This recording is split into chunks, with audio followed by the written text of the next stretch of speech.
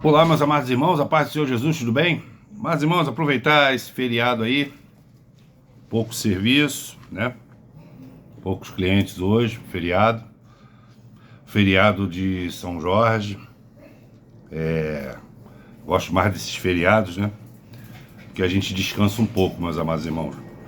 A única coisa que eu não entendo é porque tem alguns adeptos de São Jorge que eles não gostam de cristão, ficam tipo rivalizando o cristão. Uma coisa que eu sempre falo, que o problema não é a religião, o problema são as pessoas, né, que usam da religião para fazer certas coisas, vamos dizer assim, não aprováveis. Por exemplo, não vejo sentido numa pessoa adepta de São Jorge não gostar de cristão, implicar. É porque, na verdade, meus amados irmãos, a luz incomoda as trevas. Eu, como, entendeu? Só tendo Cristo como meu Salvador, que isso não é nenhuma religião, isso é o caminho, porque Jesus ele fala assim, eu sou o caminho, a verdade e a vida. Ele não fala eu sou um caminho, entendeu? Uma verdade e uma vida. Ele diz o caminho, é artigo definido, não tem plural. Então ele é o ninguém vê ao Pai senão por mim. Mas eu pareço saber mais da religião dessas pessoas do que elas próprias. Tá me entendendo? Então o que que acontece, meus amados irmãos? O Jorge, a história de Jorge da Capadócia era o seguinte, resumidamente, né? Ele era um soldado romano a serviço de Nero para perseguir os cristãos, entendeu? Então o que que acontece, meus amados irmãos? O Nero, né? O Jorge ele era tipo um Saulo da vida assim, ele era dedicado, né? Ele acreditava que os cristãos eram uma coisa ruim, então eles iam lá matar. Só que numa dessas batalhas aí, ele caiu ferido. Então ele pensou assim, pô, já era, os cristãos vão me pegar aqui agora, indefeso, desarmado, ferido, vão me matar. Mas não. Um grupo de cristãos que ele tanto combatia, levou para casa, cuidou bem dele, deu carinho para ele, entendeu? Então Jorge, tipo assim, ele pensava assim, rapaz, eu nem sabia que podia existir pessoas assim. Então ele ficou tão impactado com a bondade, entendeu? De ter ficado vivo e ter sido tão bem cuidado que ele passou a lutar a favor dos cristãos contra Roma. Então não faz sentido nenhum esse ódio, essas coisas. É porque, como eu te falei, meus amados irmãos, a luz incomoda as trevas. Entendeu? Quando eu falo de Cristo, meus amados irmãos, é porque Cristo mudou minha vida. É porque Cristo me abençoa diariamente. E eu jamais esqueço de quem me ajuda. Então o mínimo que eu posso fazer é pregar a palavra dele. Com coragem, com firmeza. Eu recebo muitos ataques, inclusive de pessoas próximas. Não especificamente me acusando, mas tentando me demover da ideia mesmo, me chamando de maluco praticamente. Entendeu? Mas a palavra de Deus diz em Isaías que existirá um caminho santo, o caminho da salvação, que nem os loucos errarão. Deus já previa isso já, e por isso que deixou na sua palavra. Paulo fala, se eu não me engano, acho que em 1 Coríntios, 1 Coríntios 12, que ele diz que Deus usa as coisas loucas desse mundo para confundir os sábios. Uma pessoa falou para mim assim, pô, você acredita mesmo nesse negócio, cara? Negócio de Bíblia. Eu falei assim, eu acredito, cara, mudou minha vida, é a palavra de Deus. É a palavra de Deus e todo mundo sabia disso até 1500. Agora você me rebate, baseado em Nicolau Copérnico, em Newton, em Kant, em Darwin. Esses caras não me deram nada, amigo. Se vocês quiserem acreditar nele, vocês acreditam. Quem me deu as minhas coisas foi o Senhor, que me deu paz, me livrou da morte ainda na infância, entendeu?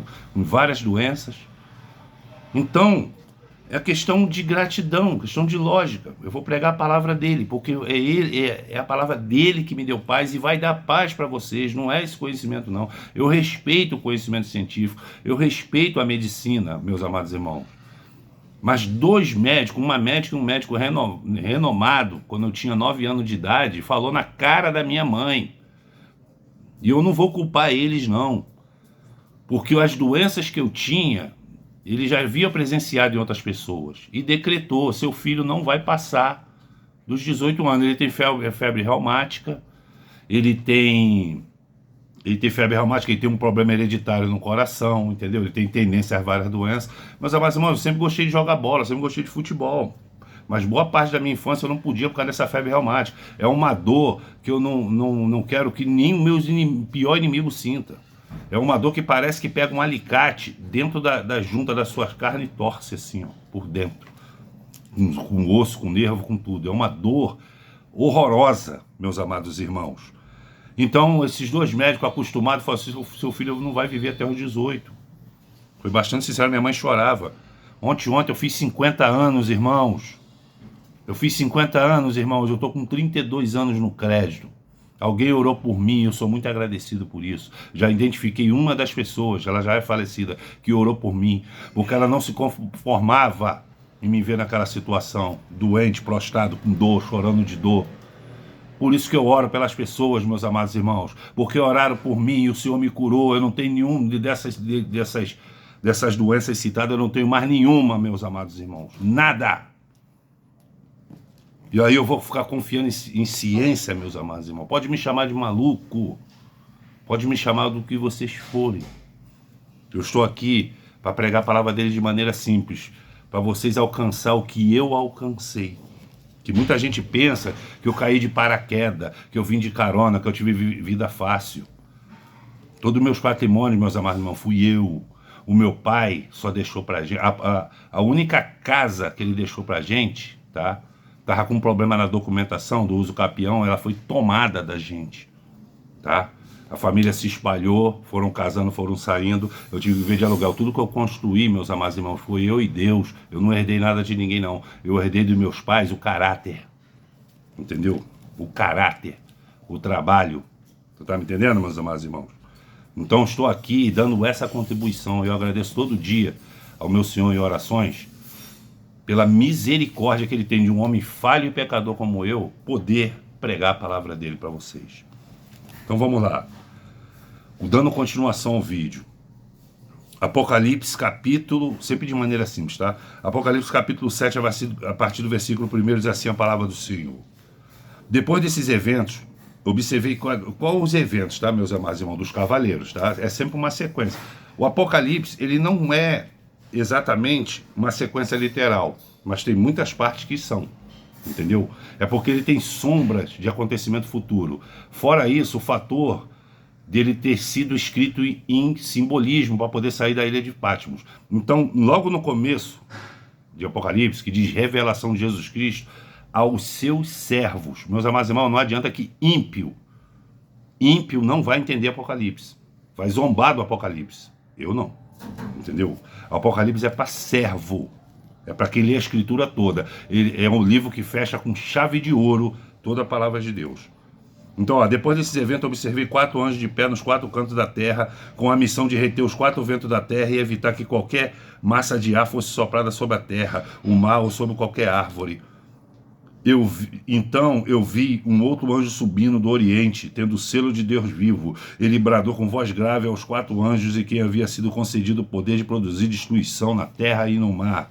Não danifiques a terra, nem o mar, nem as árvores, até que selemos a testa dos servos do nosso Deus. Isso aqui acaba com esse negócio de bomba atômica destruir o mundo. Estou cansado de falar, o anticristo não vai governar sobre poeira nuclear, baratas e escombros. Ele vai governar sobre pessoas vivas e alimentadas, meus amados irmãos. Ele está falando para não danificar a terra, ele está falando, aqui é mais uma coisa que ele está falando, vai vir uma grande tribulação, vai vir grandes acontecimentos catastróficos, mas tem coisas que não serão danificadas. É isso que ele está dizendo. Isso serve para você acordar, é aviso, irmão. Então foi-me revelado o número que foram selados, 144 mil de todas as tribos de Israel. Da tribo de Judá foram selados 12 mil, da tribo de Ruben 12 mil, da tribo de Gade 12 mil, das tribos de Azer 12 mil, das tribos de Naphtali 12 mil, da tribo de Manassés 12 mil, da tribo de Simeão 12 mil, da tribo de Levi 12 mil, da tribo de Issacar 12 mil, e da tribo de Zebulão 12 mil, da tribo de José 12 mil, da tribo de Benjamim 12 mil. 12 mil faz relação a 12, inclusive os 12 apóstolos, não é isso? Esses 144 mil selados, tu pode ver que isso aqui é literalmente os israelitas. Uma explicação bem breve que eu aprendi sobre isso aqui foi o seguinte: Jesus ele veio para os dele primeiro. Você pode ver lá aquela sírio-fenícia que ela fala assim: Senhor, cura a minha filha. Jesus ele fala assim: ó, não convém que eu tire o pão da boca dos meus filhos para deitar os cachorrinhos. Ali Jesus não estava sendo nem egoísta e nem chamando a mulher de cachorrinho, tá? Mas Jesus estava usando uma metáfora dizendo o seguinte: eu estou vindo para os judeus, esse é o plano original, tá? Mas, entendeu? Mas a mulher, aí ele falou isso querendo a reação da mulher, entendeu? Aí a mulher vai e fala: Senhor, mas até os cachorrinhos comem das migalhas que caem da mesa do seu dono. Aquilo maravilhou Jesus. É assim que você deixa Jesus feliz, com humildade, irmãos, com fé. Aí Jesus falou assim: vai que tua filha está curada e sua filha está salva. Uma sírio-fenícia, irmão. Mas os judeus, ó, eu vou falar uma coisa para você. Enquanto essa sírio-fenícia estava confiando até nas migalhas que caíam da mesa de Jesus, tá? Escriba, que escriba quer dizer amanuense, ele escrevia. Eu sempre falei aqui, quando você lê, você entende. Quando você escreve, você entende dobrado. Eles escreviam. Eles escreveram os pergaminhos de Isaías. Eles sabiam que era Jesus. Mas falava que Jesus era um embusteiro. Tu tá me entendendo? Enquanto vamos dizer assim, um servo, né? É um servo do centurião romano. Não é isso? Por que não aparece o nome dessas pessoas? Porque pode acontecer com qualquer um, segundo a literatura, técnica de literatura. Entendeu? Enquanto um ímpio, servo de uma guarda romana, falou para Jesus que ele não era digno, olha a humildade, que Jesus entrasse na sua casa, tinha fariseus de fariseus e chefe da sinagoga falando que Jesus tinha demônio, irmãos. Zaqueu era um pecador, um publicano pecador, está escrito. Quando Jesus passava, ele tinha uma multidão, os discípulos em volta dele e a multidão apertando ele. Ele subiu num sicômoro, que é uma figueira brava, cheia de espinho, tá? Para ver Jesus. Você não acha que do lado não tinha uma mangueira, não tinha uma amendoeira, uma figueira mais confortável para as pessoas? Ali é como Jesus fosse um popstar, né? Aí você fica subindo nas coisas para ver o ídolo, não é isso? Mas a única que estava disponível era uma figueira brava, cheia de espinho. Zaqueu não quis nem saber, trepou ali para ver Jesus. Aquilo ali fala, meus amados irmãos, o esforço para você ver Jesus. Muitas vezes a caminhada para você encontrar com Jesus é com dor, entendeu? É com dor. Ele foi lá e não quis saber dos espinhos não, falou assim: eu quero ver esse Jesus e vou ver. Agora, pensa comigo, aquelas pessoas que estavam em volta de Jesus, inclusive os discípulos, não chamou a atenção de Jesus, mas Zaqueu chamou, a ponto de Jesus falar assim, ó: Zaqueu, desce, que convém que eu pouse na sua casa hoje. Meus amados irmãos, casa é sua vida. Ele conseguiu chamar com esforço, com fé, a atenção de Jesus, coisa que quem estava do lado de Jesus não conseguiu, meus amados irmãos. E tem fariseu aí que blasfema contra o Espírito Santo, persegue Jesus. Jesus só fez o bem, meus amados irmãos. Então, o que eu estou falando aqui para vocês? Tem gente que não deu valor. Aí Jesus, então tá bom. Paulo fala que é para fazer ciúme. Mas na verdade, o plano de Deus já era esse, que ele já previa a rejeição dos judeus. Então estendeu a todos nós, meus amados irmãos. Era para a gente ser morto, ou então igual ser os outros seres vivos, que vão ser redimidos, as plantas, né, a natureza, os animais. Entendeu? O único povo que ia ser salvo, segundo a palavra de Deus, ia ser o judeu, justamente que ele rejeitou. Então, por causa dessa rejeição, Deus estendeu, aleluia, a salvação para todos nós, irmãos. Glória a Deus por isso. Não está me entendendo? Tem gente que está na igreja, está com Jesus presente. Por que, Ricardo, você fala que Jesus está presente? Porque ele não pode ir contra a palavra dele, meus amados irmãos. Ele falou: onde tem 2 ou mais reunidos em meu nome, ali eu estarei presente. Tem gente que não está nem aí para isso, irmãos. Mas tem gente lá na Coreia do Norte, na China, dentro do esgoto, que senão o governo pega e mata, ansiando para ler um capítulo da Bíblia. Tu acha que tem igreja de falsos profetas nesses lugares, irmão? Quando essas pessoas são cristãos para valer. Eles ensinam a gente o que é ter fé genuína, a ponto de encarar a morte, meus amados irmãos. Eu estou vendo aí pastor, como é que é o nome daquele lugar? Na África, Nigéria, na Namíbia também. Os pastores, sabe como é que eles estão pregando? Bíblia na mão em cima do púlpito e um fuzil M16 com bandoleira no corpo. Por quê? Porque pode aparecer qualquer um lá para querer matar todo mundo ali. Por causa de quê? O que eles estão fazendo de mal? Eles só estão fazendo bem, irmão. Mas a luz incomoda as trevas. Então esses 144 mil aqui foram desses que desprezaram o sacrifício de Jesus. E se eles desprezaram o sacrifício de Jesus, eles vão serem salvos, porque eles não vão colocar a marca da besta, mas eles vão pagar com seus próprios corpos o que o Cordeiro de Deus, aleluia, fez por nós. Aleluia, glória a Deus. Versículo 9. Em seguida, olhei e diante de mim descortinava uma grande multidão tão vasta que ninguém podia contar, formada por pessoas de todas as nações, tribos, povos, língua. Estavam de pé diante do trono, meu Deus do céu, do trono do Cordeiro, vestido com túnicas brancas, empunhando folhas de palmeiras ou com palmas na mão. E proclamava em grande voz: a salvação pertence ao nosso Deus, que assenta no trono do Cordeiro. Todos os anjos se encontravam em pé ao redor do trono dos anciões, dos 4 seres viventes, prostrados diante do trono do rosto em terra e adoraram a Deus.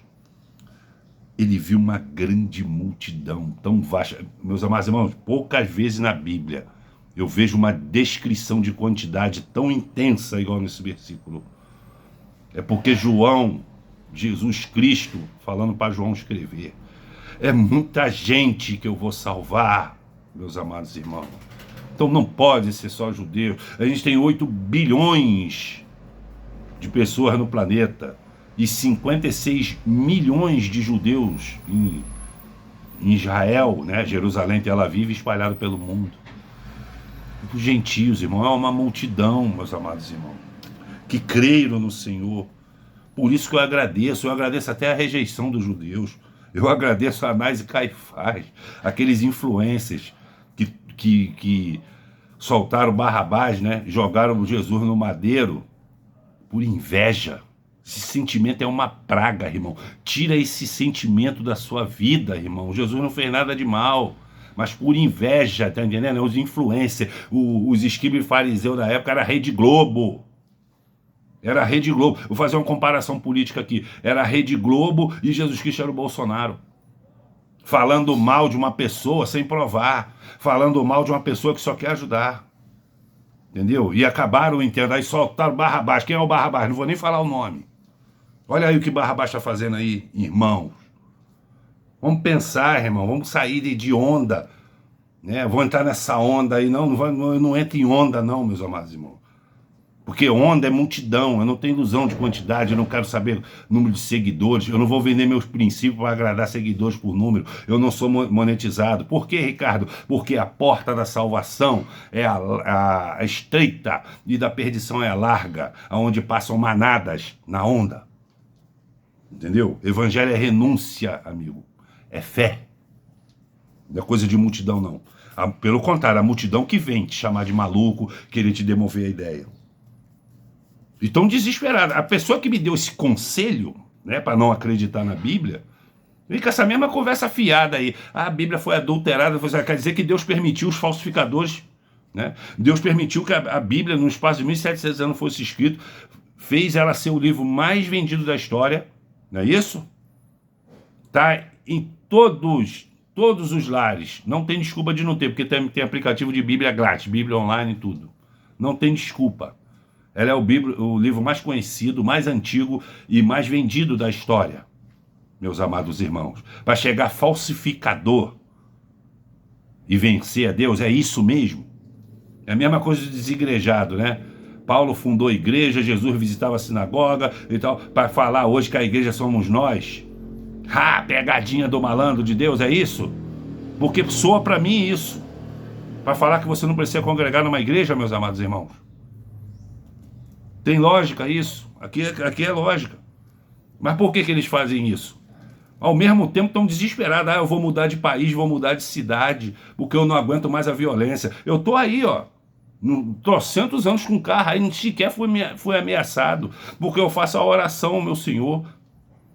Senhor, eu pago seguro por garantia terrena, que se me roubarem meu carro eu vou receber um dinheiro. Mas eu sei que a verdadeira proteção vem dos seus anjos, que o Senhor coloca dentro do meu carro, assim que eu saio. Os seus anjos que o Senhor coloca do lado meu e da minha família, quando a gente vai na rua. Isso é fé, irmãos. Mas essas pessoas que zombam de mim só vivem desesperadas. Eu não. Então isso aqui é uma multidão, irmão, que deram crédito. É justamente por causa disso. Entendeu? Olha, logo depois dos 144 mil selados, há uma distinção aqui. Porque tem judeus, irmãos, que não, a gente chama de ortodoxos, que não acreditam, ou consideram Jesus como mais um, tem respeito por Jesus, consideram mais um profeta, mas não crê que ele é filho de Deus, eles não creem em Apocalipse 5. Se eu não me engano, tem judeus aí que só lê até 2 Crônicas, de Gênesis até 2 Crônicas. O resto, ele desconsideram. Mas eles também não vão botar a marca da besta, eles também fazem o sacrifício. Por isso que Isaías 65 está falando que vai ter o sacerdócio rebaixado, entendeu? É por isso que eu estou falando para vocês. Como eles não colocaram a marca da besta, Deus tem que também cumprir a palavra dele, mas ele vai pagar com os próprios corpos. Então, esse negócio de trucidar cristão são em determinadas situações, não é para todo mundo, entendeu, meus amados irmãos? É que a pessoa pega o sofrimento que esses 144 vão passar e bota para geral. Você não pode generalizar uma situação, irmão. Você tem que ter sabedoria para separar os eventos. Amém, louvor, exclamando, amém, louvor e glória, sabedoria, ação de graça, seja o nosso Deus todo sempre, amém. Então um dos anciões me indagou, quem são e de onde vieram todos esses que estão vestidos com túnicas brancas? Túnicas brancas, a roupa da salvação. Eu lhe respondi, ó meu Senhor, tu sabes. Então ele afirmou, o João não estava aqui testando o anjo nem Jesus não, porque ele não sabia mesmo. Ele não sabia até onde ia a misericórdia do Senhor, meus amados. É infinita.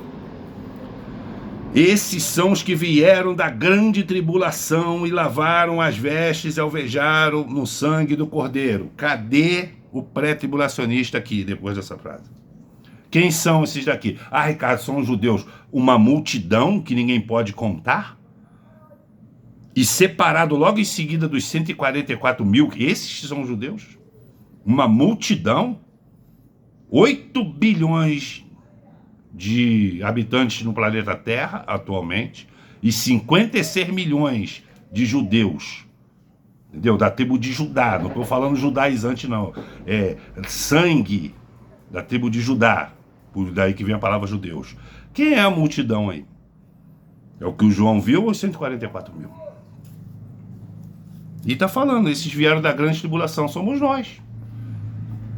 Por que o pré-tribulacionista fala isso? Porque eles pensam que a gente vai sofrer. Eles confundem a grande tribulação com a ira de Deus. Não tem nada a ver uma coisa com a outra. A grande tribulação é um período de dificuldade, sim. É um período de deserto, sim. Mas com armas, com chuva serôdia, com 2 testemunhas, até com o anjo Gabriel, se for preciso, em certas situações. Não são todos que vão passar. Jesus não manda nem tu estocar alimento.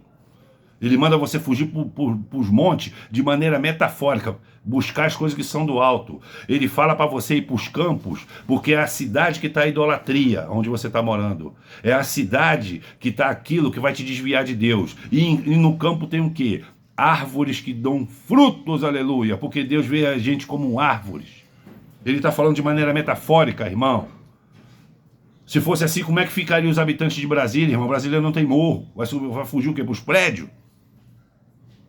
Em nome de Jesus, Jesus não falou edifício, busca as coisas que são do alto, irmão. A gente vai passar pela grande tribulação, mas vai passar protegido. Se a gente tiver fé, protegido. Não faz sentido querer macular todo o entendimento bíblico por causa de um desejo seu, não, irmãos. Aqui é a palavra de Deus, não é a interpretação de irmão, não. Aleluia. Por esse motivo, eles estão perante ao trono de Deus e servem de dia e de noite seu santuário. Aquele que está assentado sobre o trono estenderá sobre ele seu tabernáculo. Olha só, o tabernáculo era dos judeus. Vai ser estendido, irmão. Nós somos extensão dos judeus. Nós somos por adoção. Aleluia. Olha só, nunca mais passarão fome, jamais terão sede, não afligirá o sol e nem tampouco qualquer mormaço. Pois o Cordeiro que está no centro do trono será o seu pastor, aleluia, e ele os conduzirá às fontes das águas da vida. Deus lhe enxugará dos olhos toda lágrima. É a redenção. Próximo, capítulo 8. O Apocalipse vai esquentar bastante, tá, meus amados irmãos? A partir do capítulo 8. Mas aqui, você sempre tem que fazer uma recapitulação desse livro de Apocalipse. Ele começa falando de uma revelação dos servos, ele começa falando da igreja, desde a primeira até a última, entendeu? Depois começa uma série de eventos. Meus amados irmãos, a própria vida de Jesus, ele é um exemplo, entendeu? Da nossa conduta. Entendeu? Ele nasce, ele passa uma infância trabalhando com o pai, não é isso?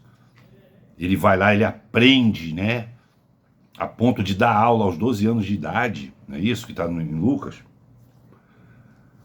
Que a ponto dos mestres dos pergaminhos ficar maravilhado. Mas Jesus, ele veio 100% carne, irmãos.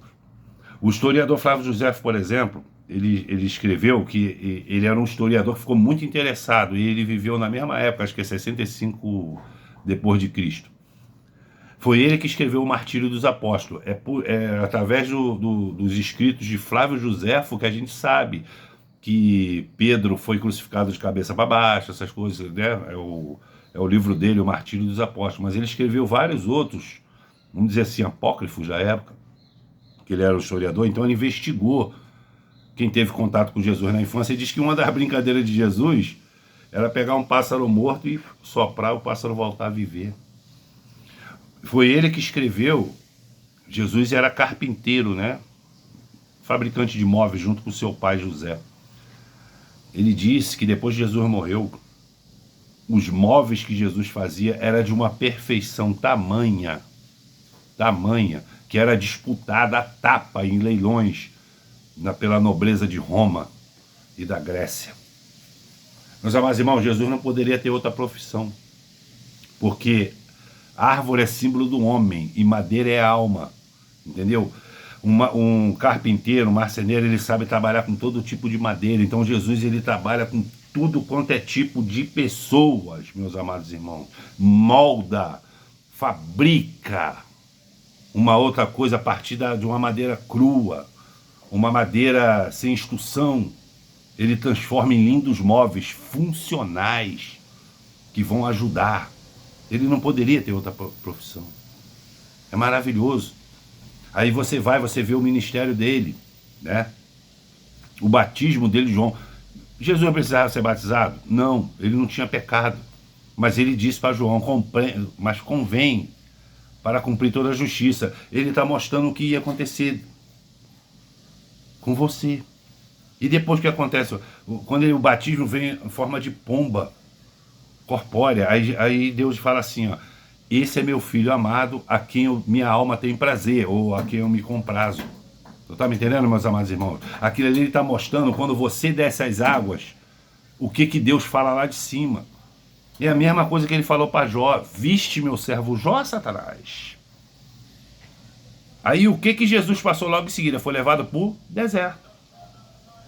O que aconteceu com Jó? Perdeu tudo, foi para sarjeta. Deserto, lugar de caminhada, de dificuldade. O que Jó passou? Jó era uma representação de Jesus Cristo. E nossa, tu tá me entendendo? Jesus foi tentado, irmão. O negócio ali não foi fácil, não. Tu tá me entendendo? Só que chega uma hora que Jesus, primeiro ele fala, tá escrito. Por isso que eu tô falando, a palavra de Deus é o meu norte. Está escrito. Basta, vai embora. Tu não vai arrumar nada aqui comigo, Satanás. Satanás, ó. Aí tu acha que Satanás sair da vida dele? Não. Ele vai estar sempre te cercando como um leão ao derredor, bramando, buscando a quem possa tragar. Só esperando você cair, lançando setas. Por isso que você tem que ter uma vida constante de oração, de leitura da palavra, de fé, de lembrar do Senhor todo dia. Entendeu? Depois do deserto, meus amados irmãos, aí depois do deserto, o que acontece? Ele instrui os discípulos. Por que Jesus, sendo carne, ele sabia do que ia acontecer, meus amados irmãos? Não é porque ele se transmutava em Deus ali para responder pergunta, não. É porque ele vivia em longas orações com o Pai, irmão. E quando você fica em longas orações com o Pai, você entende a palavra dele, e a palavra de Deus faz você prever o futuro. Mas é uma combinação de entendimento, de estudo, de perseverança e de fé. Por isso que eu afirmo coisas que só vai acontecer lá na frente, mas na hora a pessoa desanima, fala que eu sou maluco, porque não aconteceu no outro dia. Então ele manda os discípulos, aleluia, curar. Aí Jesus começa a curar, o auge do ministério dele, multiplicar pães e peixes. Aí depois chega a fase do Getsemane, a fase da dor, a fase do abandono, a fase da humilhação, irmãos, a ponto dele quase desistir. Pai, se possível for, aparta de mim esse cálice. Jesus. Por quê? Ele era um homem que vivia em oração. Você prevê o futuro. Deus falou o que ia acontecer com ele. Porque Jesus se lembrou da proposta lá em cima de Isaías. Ele sentiu, meus amados irmãos, através dos pergaminhos de Isaías. E com as orações com o próprio Pai. Ele previu o que ia acontecer com ele. A ponto dele chorar sangue. A ciência fala que pode acontecer esse evento desde que você tenha uma angústia tão grande que você pode sim arrebentar às vezes, não sei o quê. Tem uma explicação técnica lá, que você pode sim transpirar sangue, quando você está sob um estresse e sofrimento profundo. Tu está me entendendo as fases da vida cristã? A infância, o aprendizado, o deserto, não, o batismo, o deserto, as curas, os milagres, as bênçãos, e tem um Getsemane. E depois do Getsemane vem a crucificação.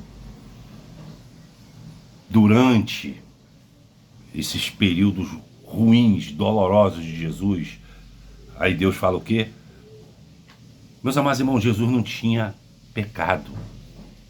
Mas você tem que prestar atenção nisso, que ele está falando o que a gente vai passar. Então ele quase desistiu quando ele falou para o Pai afastar dele o cálice. E ele não aguentou carregar a cruz por um instante.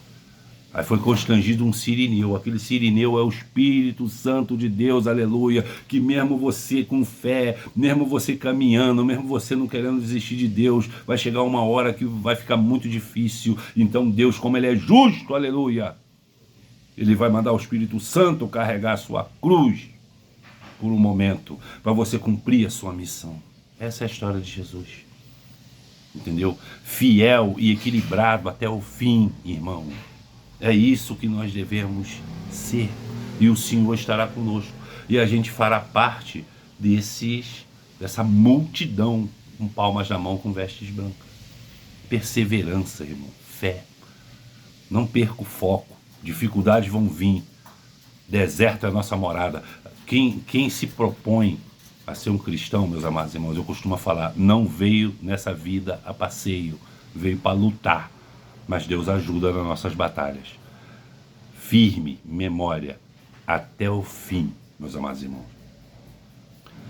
Esse é o vídeo do capítulo 7 de Apocalipse. Vou continuar fazendo assim que o Senhor me permitir. Qualquer coisa, deixe nos comentários. E Deus abençoe a todos grandemente.